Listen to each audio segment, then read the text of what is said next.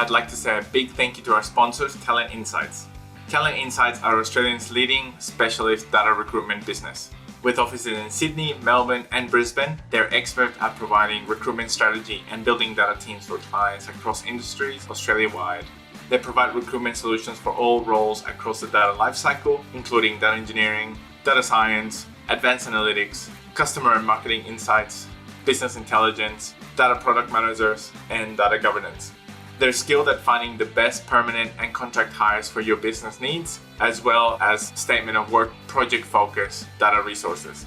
At Talent Insights, relationships matter most. I can say from first-hand experience, Talent Insights are fantastic to work with. Whether you're a business leader within an HR network or a specialist data candidate, Talent Insights should be the first company you turn to for all your data recruitment needs. Find them at talentinsights.com.au. Hi, and welcome to Data Futurology. Today, I'm sitting down with a very special guest. He is Dr. Aleksandar Lazarevic. He is joining us all the way from the US. I'm very excited to spend some time with you, Alex. How are you going today? I'm doing fine. How are you doing, Philip? Great. Very excited. Thanks for coming on the show. So to kick things off, my pleasure.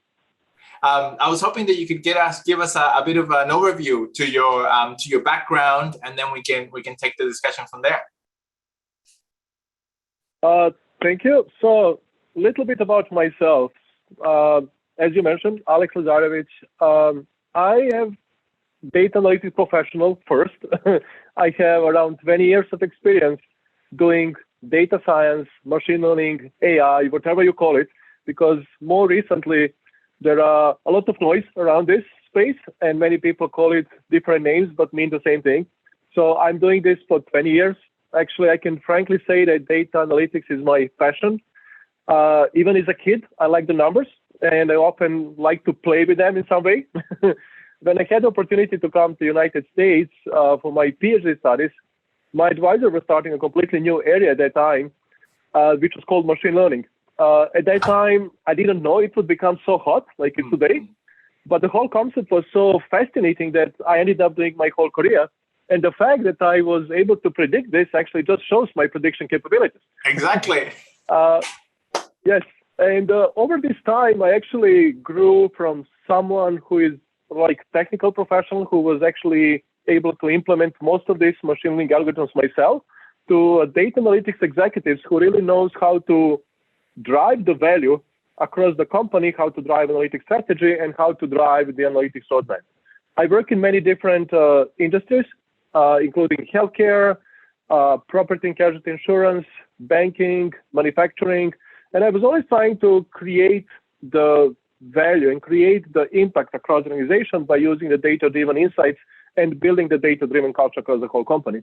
I believe that this kind of diverse experience gives me a unique kind of perspective, how to look at things in a different way and how to approach certain business problems using analytics. So that's really briefly about me. Most recently, I was a vice president of advanced analytics data engineering at Stanley Black Decker, where I was leading analytics organization there. For people who are not familiar with the company, we are much more than just the tools that many people associate us with. We have other businesses like security, healthcare, robotics, and that gave my organization opportunity to work on many different sets of projects, including pricing, customer experience, supply chain management, procurement analytics, just to name a few. Prior to this, I was working at Aetna, which is healthcare insurance company, where I was responsible for healthcare fraud, waste and abuse detection, which is actually how to catch the doctors who are trying to game the system in some way. And that was eye-opening for me. At that time, I realized how the healthcare system in the US is really not doing well. And there are many opportunities how data can help in order to improve the healthcare in the US. Prior to that, I was working for travelers in property and casualty insurance when I was doing different forms of insurance scoring and telematics as well. So this is really briefly about me. Who am I? And I'm really, really pleased to be here and talk to you today. Mate, it is, so impressive, your background and your wealth of experience. So I'm very, very keen to pick your brain. I wanted to first ask you about the either processes or methods that you use to identify areas of value in organizations to apply analytics and data science to. And if you can tell us a little bit about that, and then how that applies to really broad remits when you're looking at an enterprise-wide, and if that's different, it changes your approach when it's an enterprise-wide versus a particular area of focus. But how do you, I guess, prioritize and find the areas to focus on? That's actually a very good question. It's a pretty broad question. I'll try to provide a concise answer. I'll try to provide my experience, how I approach this. So whenever you're starting analytics initiative across the whole company, you really have to think what are their urgent business needs, how you create the value. Because at the end of the day, analytics organization exists to create the value for the company. If you don't create the value, you will fail. And there is a second aspect of this. Very often, there are a wide range of expectations, what business wants from analytics and what they expect from analytics. And some people don't trust analytics at all, while some other people actually believe analytics is full of bullets for everything. So you really have to navigate this kind of wide range of expectations and see how you can actually be successful in partnering with all many different people. And this is easier said than done. And it would require initially creating a quick wins, I would say. So identifying the right use cases that would be relatively quickly to develop and implement, create something that business would like and would use eventually, and start actually deploying and adopting within their business processes. By using this approach, you will actually build trust and credibility with your business partners, because that's really key. You need a partner who is fully committed and dedicated to work with you, instead of just giving you requirements to do something on your own.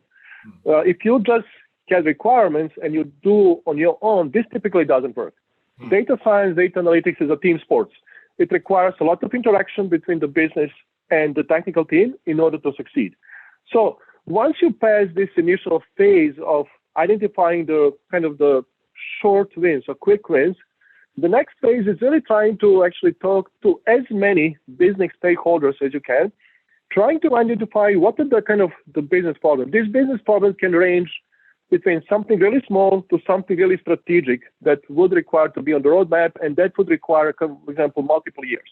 So you really need to actually prioritize some of these use cases based on the value, based on the technical complexity, based on data availability, based on the partnership you have with the IT organization, and business partnership. This is very often, which is missed by many organizations, how much business is ready to do the work with you.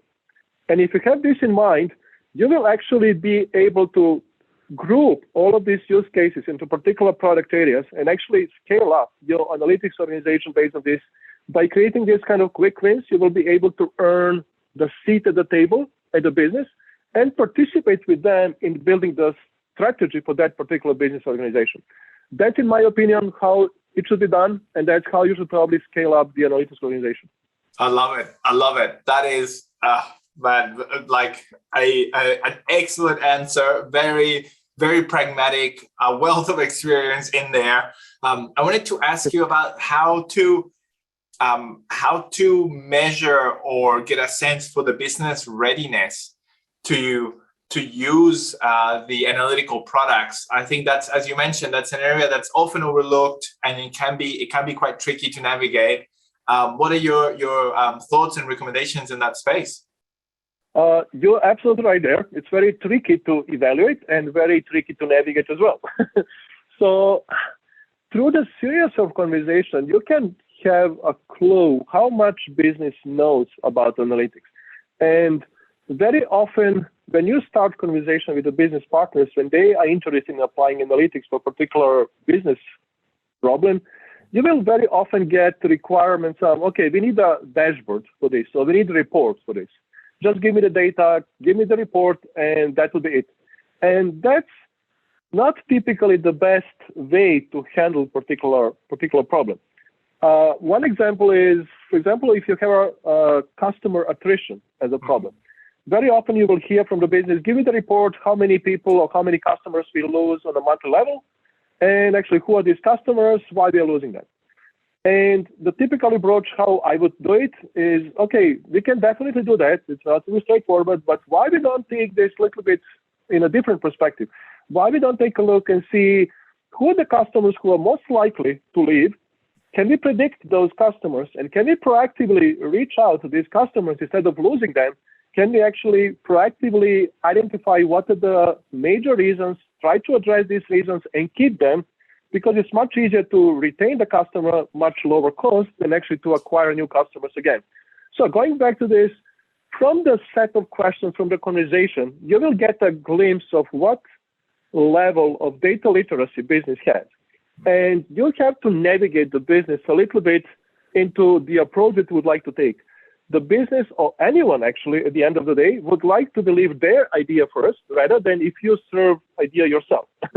And again, this is easier said than done, but you have to basically be able to navigate them to the solution that you want, and it will be best for them, but not necessarily what they wanted initially.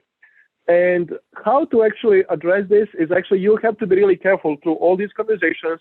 You have to enable them to actually learn more about the technical concept of analytics, but not only about the technical concept, also how to think analytically. What we did at Stanley Black Decker, we organized a few workshops. We call them AI/machine learning for executives in partnership with Data Robot. And we tried to teach executives and the management how to think in an analytical way. We brought the use case that would be relevant for them, and we taught how other companies and what is the industry standard, how analytics could be leveraged for this particular use case. That significantly helped them to actually change their mindset and how the data could be useful for their approaches. Great. I have so many follow-up questions. So I might first ask you about adoption of AI initiatives, adoption within the business, and if we can spend a little bit of time discussing the sometimes referred to as the last mile, as in like the analytical product or the predictive model has been delivered and is available. But then there's a change management piece to get business to change their processes and adopt it and use it. What have you seen work well in the adoption component, and what are some things to stay away from in that last bit that really helps us unlock the value from our efforts? That's a really excellent question, and very often it's a reason why many analytics projects fail as well, because you don't have a proper adoption and actually someone who will be responsible for that. And in my opinion, in order to have this kind of full adoption, you need to have a person fully dedicated for that. We call it product manager, but you can call it any different way, really. But you need to have a person who is responsible for making sure that business gets the requirements what we agreed initially. There is a proper adoption, there is a proper training, there is a proper way to quantify the value that particular analytical solution creating for the organization, and also how to track the value. When you have these kind of things, you will be able to show the value and the impact and show the ROI. Only in that way you will be able to grow and show that actually there is a value in what you're trying to do. So you need to have someone who is fully dedicated for that, because it's not something you can do on site. It requires a lot of work, a lot of interaction with the business, a lot of hand-holding, showing them how certain things are done, making sure that it's done in a proper way. So it requires a specific role just for that training, adoption, and everything. Great. And then you touched on a follow-up question that I had, which is around how to measure the value from analytics and data science initiatives. Do you have any perspectives there? It's a tricky one. Sometimes it's relatively easy. Sometimes it's extremely complex, and it depends on use case that you're trying to do. It depends on the business partner. It depends on many factors, really. For the case that I mentioned for the customer attrition, it was relatively easy to mention based on how many customers you saved, and basically based on their annual revenue, that's how much value you create. For more complex cases like demand forecasting, it's really, really difficult to measure, for example, how much improvement in accuracy of, let's say, 5% would contribute to the overall value. You have to consider, on time in full delivery. You have to consider inventory. You have to consider many different things in order to do this in a proper way. And you really need to work really closely with the business partner in order to make sure that both parties agree what is the right way to measure the value, how to quantify the value, and how to track that value over time. So my favorite answer always is it depends, and that's true this time as well. Yeah, very, very true. It's really, really broad, but I really like the insights that you have in terms of being able to segment and almost categorize them into easier to quantify and more difficult to quantify, because then it's it takes a bit of the mystique out that sometimes people say, oh, that's too hard, but there are easier ones and more difficult ones. So that's really helpful. I wanted to ask you about the maybe preparation of data analytics leaders. So from what we've been discussing is that in leadership in our space, you need to understand business. You need to have a lot of good stakeholder engagement, understand the strategy, be able to get consensus and alignment throughout the organization. And those set of leadership skills and I guess stakeholder engagement skills, they're often quite different to the skills that we build up during our data science and analytical careers in terms of being more on the delivery side. So how can we better prepare leaders that are emerging, coming up, and maybe what would you tell yourself, 20 years ago? What would you like to have known? That's excellent question, and actually addresses a lot of challenges that many organizations are facing today. So data analytics leader, in my opinion, has to be someone who has both technical skills, soft skills, communication skills, but also the business skills. So when you start adding skills, you are easily starting to talk about data science unicorn, right? Or any kind of unicorn. And these people are not easy to find. Many organizations are either trying to find business people to lead the analytics organization or the technical people to lead the organization. And actually, it doesn't work either way.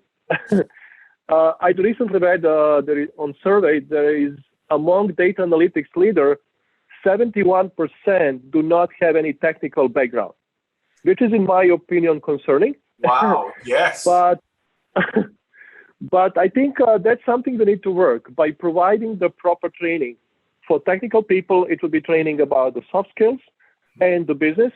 For example, for my team at Stanley Black Decker, I organize a few workshops about executive presentation skills, because very often people who are technical either do not have interest and actually are not able to present business experts really well. So they need to learn how to talk to the business, because business is typically not interested whether you use neural network or k-nearest neighbor in order to do certain things. They care about the results. And the simpler you go, the better for the business. On the other side, you need to provide a set of training for the business as well to understand a little bit more of analytics and how to think in analytical mindset. So you need to provide some kind of analytical workshops for them, trying to understand the analytics at a high level, really. So we can create a common ground so we can talk more successfully and work together. So that's, in my opinion, how you work together. In my opinion, if you hire a leader, in particular analytics leadership role, I'm not sure if you'll be able to find someone who has experience, basically technical leadership, soft skills, business knowledge. If you don't have all three, you need to make sure that leader needs to be aware that they need to learn whatever they are missing on their side in order to be successful. And only by doing this, you will be able to get someone who is able to drive the value across the whole company. Yeah. Yes. So true. So true. And people need to be comfortable that the time, that the way that they use their time in their at work is going to change drastically from being an analyst or a data scientist to when they're become a data analytics leader, it's Absolutely. night and day. Absolutely right. Yeah, really great, really great. And I wanted to ask you about where your passions lie in this space. So we've covered lots of different industries, lots of areas of applications, lots of challenges in terms of implementation. What in all the space that we have in our wonderful industry, what are the areas that get you most excited and passionate? I mean, data analytics is my passion in general, but one particular industry that I am particularly passionate about is healthcare. In healthcare in US is pretty reactive, I would say. Mm-hmm. And there is a tendency to actually treat people rather than to cure people, and to be proactive rather than preventive. As Benjamin Franklin said, the ounce of prevention is worth like a pound of cure.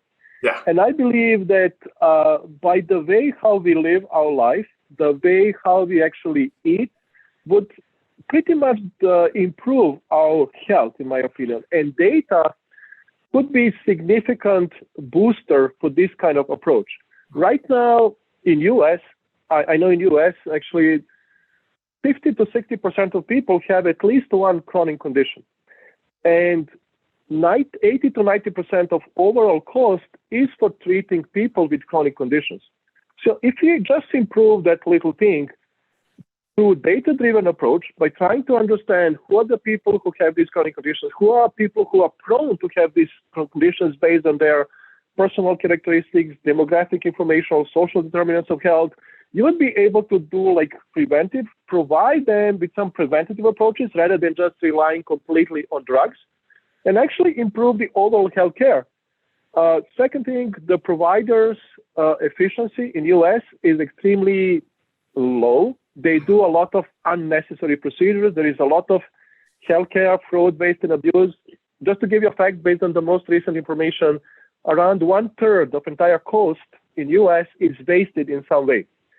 And considering the fact that United States spent $3.5 trillion, based on the latest number I remember, this is like at least $1 trillion wasted somehow. Wow. You can imagine what you can do with this money somewhere else. And data would be a significant factor in driving these changes. That's why I believe that data could significantly help improve healthcare. But at the same time, it's extremely challenging. You have multiple players, multiple entities. It's not like a centralized system like in other countries. And we are number one based on the spending in the entire world. But the United States is ranked number 34 based on the quality of healthcare they provide. So there is a lot of unsustainable things what's happening here, and I believe the data could significantly change that.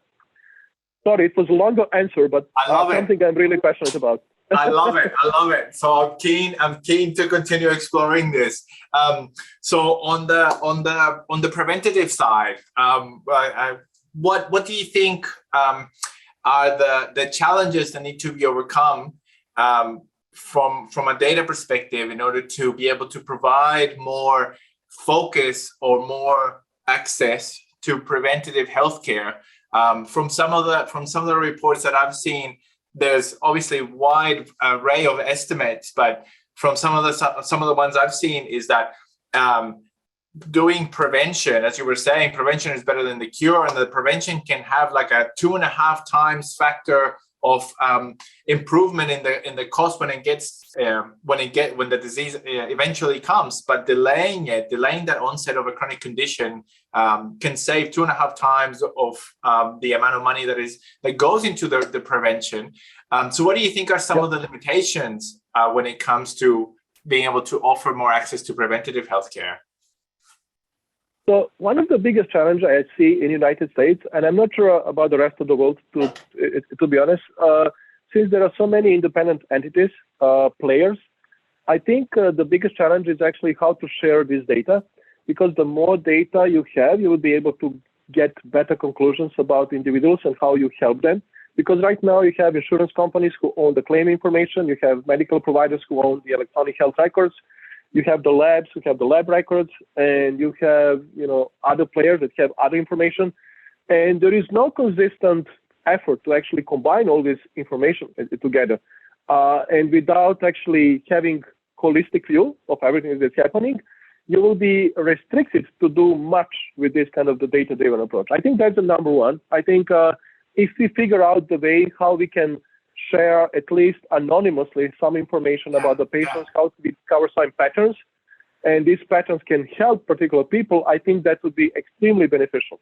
I think that would be, in my opinion, extremely beneficial, and will go a long way in order to improve the healthcare and improve that preventative approach towards the healthcare. Great. So yeah, I think that the data connectivity is a key challenge. In the US, from my understanding, you guys have much better access to data than to healthcare data than what we have in Australia. So one of our challenges in Australia is capturing more data and sufficient data. And for example, like we don't have pharmacy data, or insurers won't have pharmacy data. Insurers in Australia don't have data from GPs. They don't see pathology. So it's like a huge limitation for insurers in Australia to look at hospitalizations only. And then from a government perspective, to only see the public hospitalizations, but not private.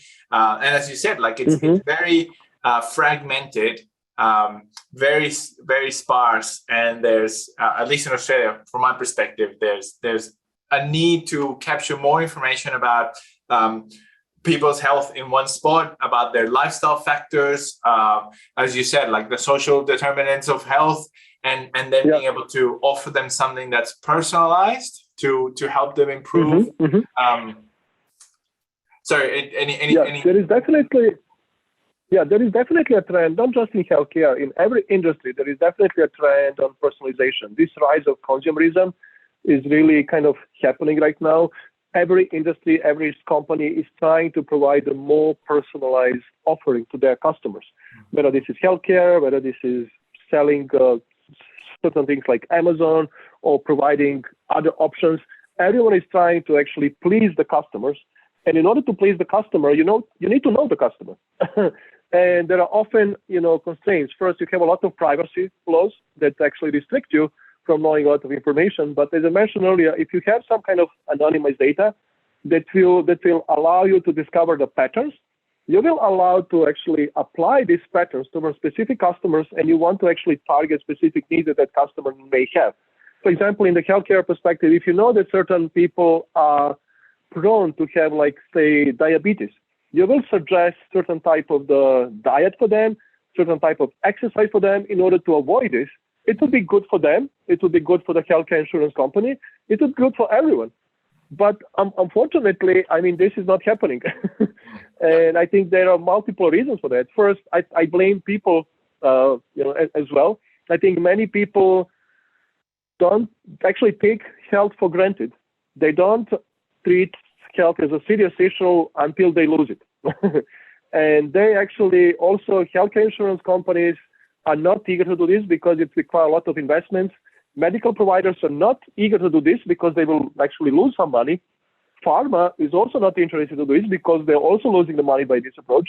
So there are a lot of conflict of interest in this kind of approach, but I think as a society, it's something we need to do. We need to change the way how we perceive our health and how we live our life, in my opinion.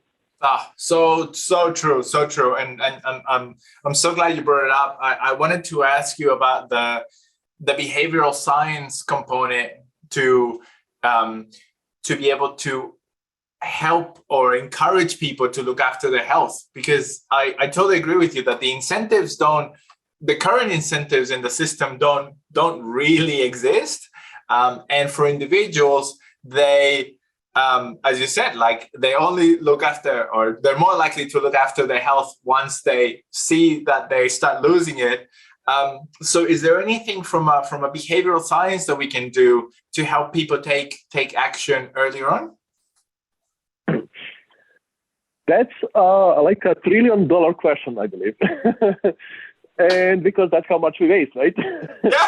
And it's And it's extremely hard to do, honestly. It's extremely hard to do. People are not easily addicted for something that will help them. People are addicted to other things. We are addicted to our phones. We are addicted to other things. But when it comes to our health, when it comes to something that is good for us, we often find excuses not to do certain things because we don't see that immediate benefit, as you mentioned. So some insurance company are approaching this to provide some kind of small incentives, small rewards by exercising, sleeping well, eating well, stuff like that. But these are relatively small. But I think this can still boost people to actually do some kind of thing. So you need to provide some kind of small incentive, and you need to introduce some kind of the surprise effect there, not to keep the same all the time, but to put some kind of surprise. At the same time, when you're looking at your phone and sometimes you're surprised at certain things that are happening, oh, this is a new thing I didn't see. You need to provide this kind of variability in incentives that you provide to people in order to make them addicted to their health as well. I think this is, in my opinion, how you should get people actually intrigued to something that would help them as well. Great. I love it. And then maybe last question that I'll ask you on the healthcare part of the discussion is, and this is also a tough question, I think, but you mentioned that the healthcare in the US is very expensive. Why do you think that's the case? Okay, you are just asking tough questions. So I think the reason is partially what I mentioned earlier. You have so many players, and everyone wants to chime in a little bit and get their piece of pie, right? You have healthcare insurance companies, you have medical providers, you have pharmacists, you have big pharma, you have labs, and everyone is trying to chip in and get their piece of pie. Just to give you a piece of information, I believe in 1965, US was spending 4% of GDP on healthcare, which was around maybe $100 per family. Mm-hmm. Today, this number is almost close to 20% of GDP and more than $10,000 per family. This is simply not sustainable. If we continue this pace, we would not be able to do what we do as we do today. So something has to change. Absolutely has to change. And this kind of cost, at the end of the day, people pay for that. And or other companies are just chipping in and actually growing their business. I think we have to change the way how we treat the healthcare and how actually not let people pay for all these constant increases over time. That's what we have to change. And I believe by providing more efficient healthcare, more preventative approaches, that's the way how we can change that. But right now, all these challenges that you mentioned earlier is extremely hard to do. But I honestly hope this will change because we have to change it. It's not sustainable. Yeah, so true. Awesome. Thank you so much. So next I wanted to ask you about maybe looking back at the career that you've had to date, all of that wealth of experience working in different industries, different size teams, different maturity of organizations. When you look back, what have been some of the key challenges that you've had to overcome? What are some of the lessons learned that those gave you?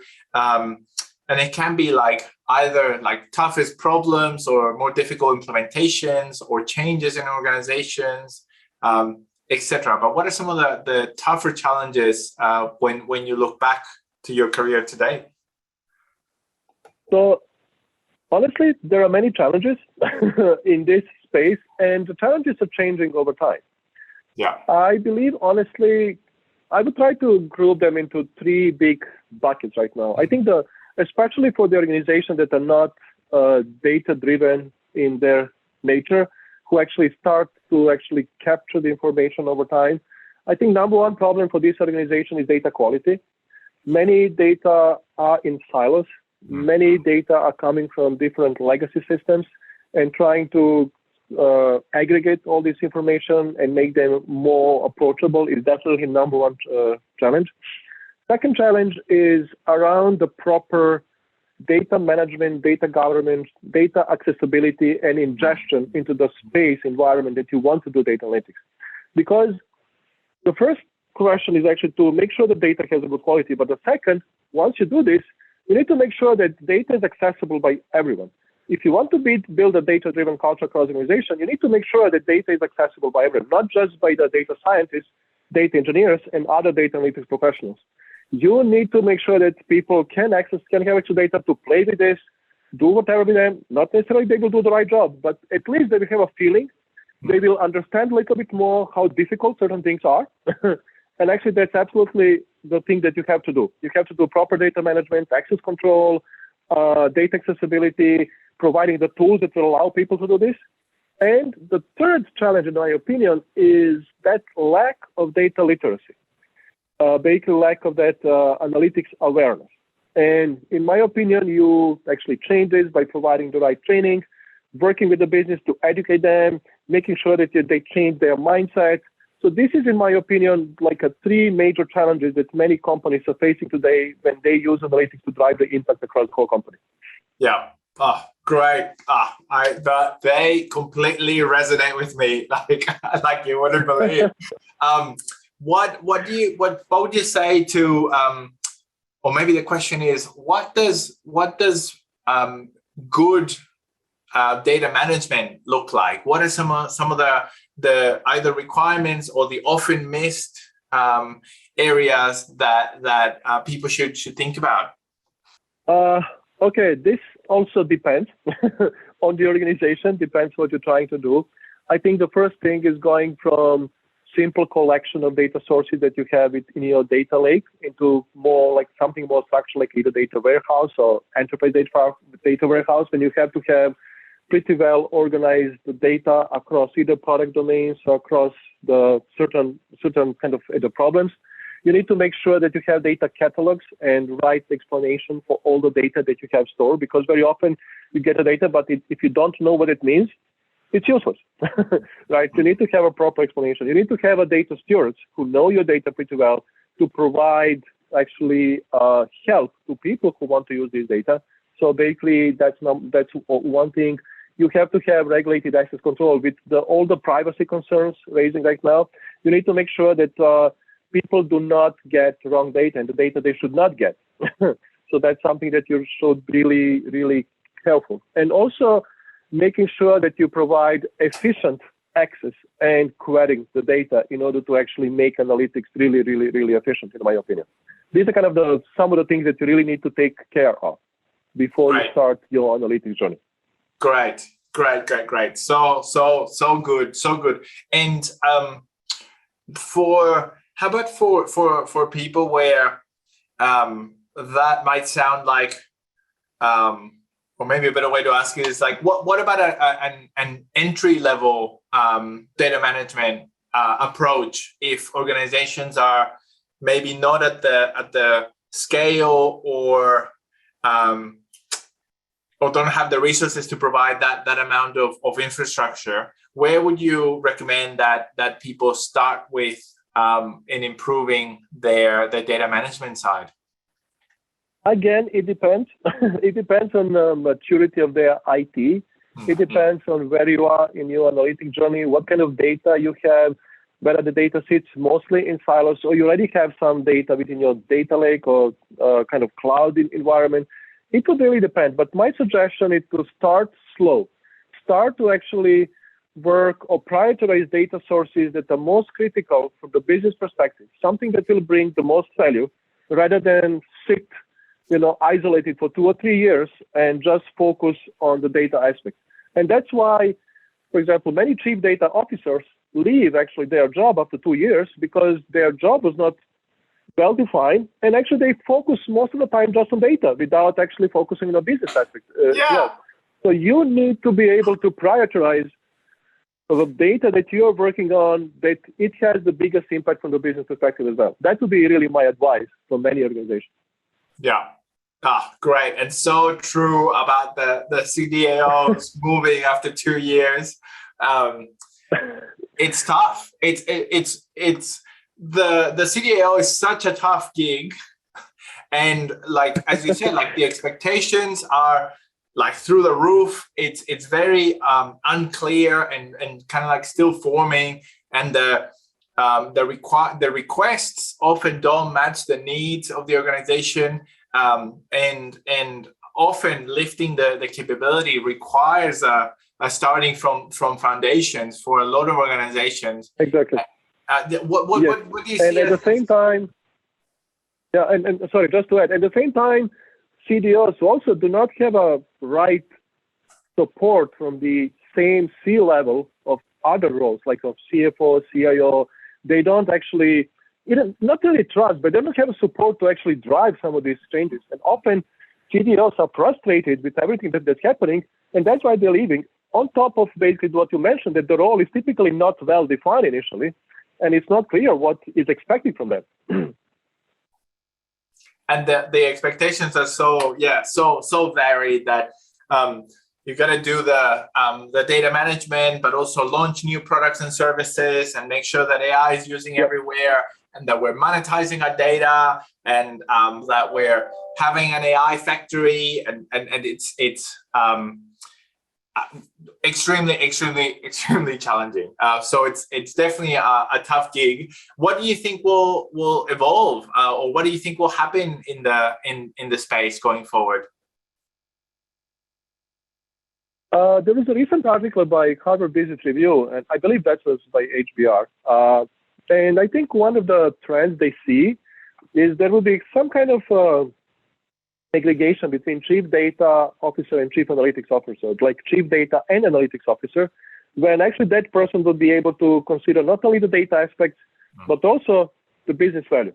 And actually, because only by looking at both of these aspects, you would be able to actually drive the value across the organization. So basically, just sitting and working with data will not help the organization. Also, if you're just focusing on analytic aspects without actually having the good foundation, you will not go far either. So that person, whether this is one role or two roles, these two people have to work really closely in order to make that organization really successful from that perspective. I think that's kind of probably one of the trends, that is kind of more synergy between these two roles, and also executive support from C-suite and from the board has to happen as well, because that doesn't exist today. And this again could go through analytics awareness, increasing the data literacy. These are kind of things that have to change. Yeah. So great. And the level of support is so important, where I've seen organizations that they're happy to invest in data scientists and get AI is kind of like what they think they're buying, but they don't want to spend on data management, on data warehousing, yes, on access controls and governance. Yes. Very often, the C-suite of the companies are pressured by Wall Street to hire someone in this space without fully understanding what it means. And actually, they want to minimize the cost, but they want to maximize the outcome. And they just want to show the Wall Street, okay, we are doing this. We hired a chief data officer or chief analytics officer or someone like this. But actually, the impact is not there due to many other reasons that I already mentioned so far. Yeah, so true. Great. One of the last questions that I had for you was around your frustrations and things that you would like to be different. And this can be on definition of roles, as we just spoke, or it can be on the technology side, on the technology platforms. It can be on the data literacy in executives and business world. Anything. What are there any particular areas where you're frustrated that it could be better, it should be better? Why are we not there yet? That's a tough one, which I have to be careful how to answer, right? I think my major frustrations around the challenges I already mentioned. I think frustrations around the data quality, that's definitely frustration. And I think the organization have to consider the way how to change the way how to collect the data, especially if there is a human included in the process. That should change, because in my opinion, very often if you have human in the loop, that the data quality is even worse. So basically changing the way how we collect the data, how we actually collect the data across the organizations. That's number one. Actually making the data more accessible across your data organization, making sure that data has easier and faster access. I think we basically focus on both. Very often, when we were part of data science organization, we were not able to get certain data within a matter of weeks, right? And that's typically people are not, they lose the interest to do cool stuff if you have to wait for data for a month or two, right? Yeah. So that's kind of speed of getting the data and easiness of getting the data. That's something that we need to change as well.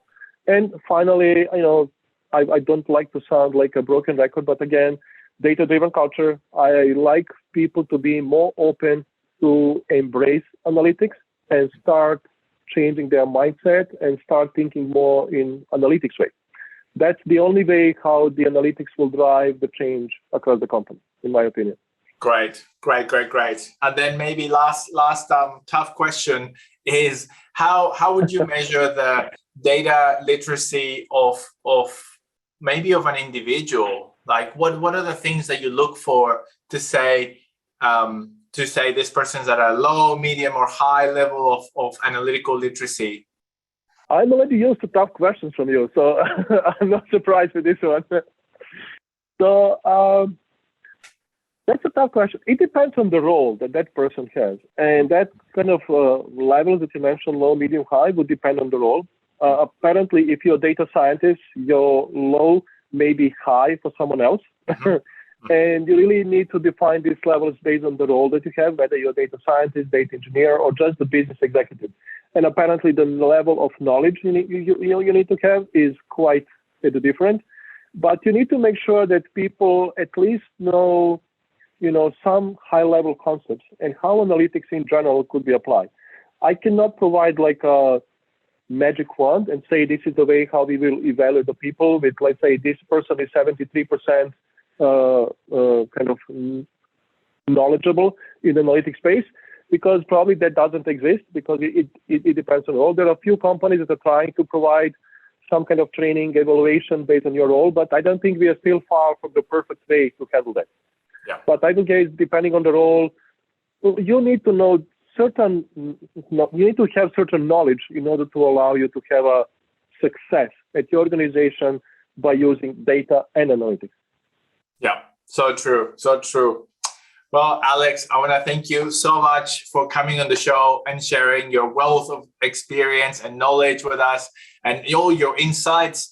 It's been a fantastic discussion, and your passion and your experience is palpable. So thank you so much for taking the time to speak with us today.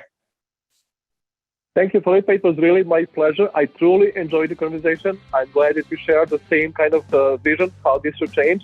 And please do not hesitate to contact me any other time. Truly enjoy the conversation. Thank you very much. Thank you so much. Thanks for watching this video all the way to the end.